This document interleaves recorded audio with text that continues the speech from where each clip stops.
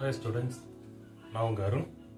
இன்றைக்கி நம்ம 12th English கிராமரில் blending வேர்ட்ஸ்ன்ற topic தான் பார்க்க போகிறோம். வாங்க பார்ப்போம். என்ன சார் பிளெண்ட் வேர்ட்ஸ்னால் என்ன சார்? வேறு ஒன்றும் இல்லை. Words formed from the parts of 2 or more words.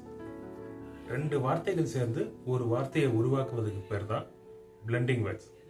2 வார்த்தை அது ஒன்றா சேர்ந்து ஒரு வார்த்தையை உருவாக்கும்.